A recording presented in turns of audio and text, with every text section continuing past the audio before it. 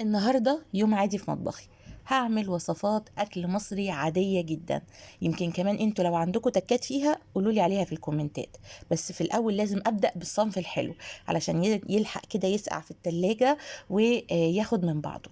زي ما انتوا شايفين كوباية صغيرة من زبادي الفراولة ومعلقة صغيرة من كيس تانج المانجا. تمام. بقلبه في شويه ميه كده، بس خدي معلقه صغيره بس عشان ما يبقاش مزز معاكي. وهحطها على الزبادي. نص الكوبايه دي نفس برضو كوبايه الزبادي، هحط فيها سكر بودره لغايه نصها. اول ما اوصل لنصها هكب السكر البودره. وبرضو نص كوبايه الزبادي دي هملاها حليب، واخد كل اللي فيها واحطه واقلب الكلام ده مع كيسين فانيليا او نقطتين فانيليا سائله زي ما انتوا عايزين بمضرب البيض. طبعا مش لازم الصنف الحلو ده، ممكن تعملي مثلا جيلي، ممكن شوية فاكهة كده تسقعيهم في التلاجة عشان يرطبوا على قلبك في الصيف، او حتى تعمليهم عصير. بركن الكلام ده على جنب. وعايزة اقول لكم اللي خلاني بقى والهمني للحلو ده هو ان كان باقي عندي تقريبا فاكهية من كل حاجة.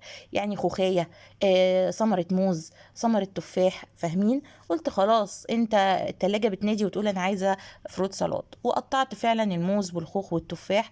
ولقيت حته كيوي كده هتبوظ، تعالي يا حبيبتي يلا ندخلك في الفروت سلطه ده. وقلبت الكلام ده كله مع بعضه مع شويه عنب.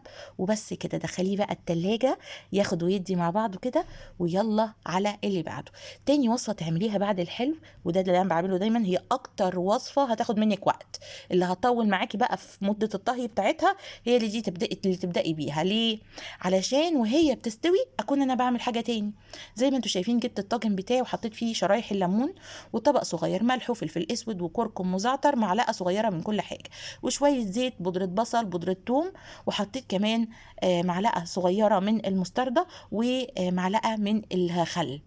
هقلب بقى الكلام ده كله مع بعضه مع معلقه صغيره من العسل لغايه ما يتجانسوا تماما، لغايه ما ياخدوا اللون ده. كمان شايفين اللون اصلا يفتح النفس ازاي؟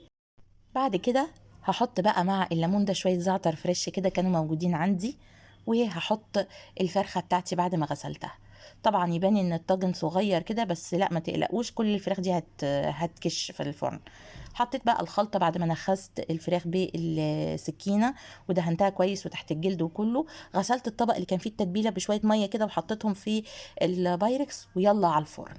وهم في الفرن بقى هجيب طبق هحط فيه فصين توم مفرومين، سنة ملح، سنة فلفل اسود، سنة يعني حتى مش مكملة معلقة صغيرة، كمون، كزبرة ناشفة، وثلاث معالق 3 مكعبات تلج، معلقة كبيرة من الخل، شوية بابريكا، وشوية شطة. بس أنا هنا سرحت في الشطة شوية، فهشيل كده إيه شوية من الشطة علشان ما تبقاش حرقة قوي.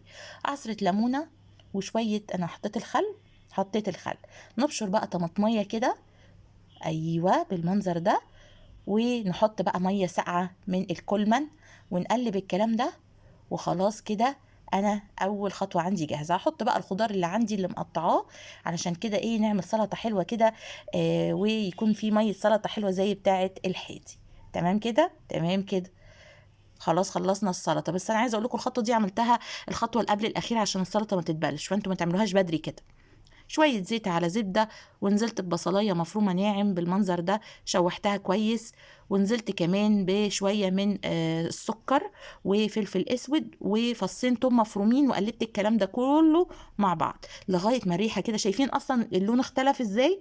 اول ما نوصل بقى للدرجة دي قطعي شوية فلفل اخضر وشوحيهم برضو لما تحسي ان ريحتهم طلعت. كيس صلصة بقى من اللي بنجيبه من السوبر ماركت ده، وقلبيه مع الكلام ده. وانزلي بالشوربة بتاعتك.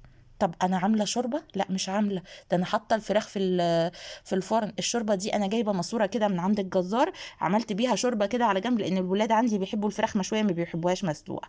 حطيت منها كبشتين زي ما انتم شايفين. واللوبيا كنت نقعاها من بالليل، وحتى لو انت مش نقعاها على فكره تقدري تسلقيها نص سلقه وتحطيها في الصلصه زي ما انت شايفه كده، وسيبيها تشكشك على النار. حله تاني بقى شويه زيت، ورقتين لوري، فصين حبهان. اول ما تبتدي ريحتهم تطلع كده انزلي بقى بكوبايه من الشعريه، وشوحي بقى لغايه ما تاخد اللون المحمص الحلو ده. تروحي نازله بالرز بتاعك المغسول والمنقوع ومتصفي كويس، تقلبي الكلام ده. وهنزل برضو بالشوربه بتاعتي اللي انا عاملاها. والله المواسير دي بتطلع احلى شوربه، مع مكعبين مرق الدجاج وتظبطي الشوربة بتاعته، تظبطي الملح وسيبيه بقى براحته خالص. شايفين فلفل ازاي؟ والله كل رزاية برزتها. تعالوا بقى شوفوا في الاخر عملت الطبق اللي بيتقدم ده هو الطبق اللي بقدمه لجوزي على فكرة، اللي بيبان لكم في الفيديو هنا هو ده الطبق بتاعه. ادي الفروت سلطات ومية السلطة، شوية الرز واللوبيا والسلطة موجودين مع حتة الفرخة في الطبق، وبارك الله فيما رزق. يلا اتفضلوا معانا.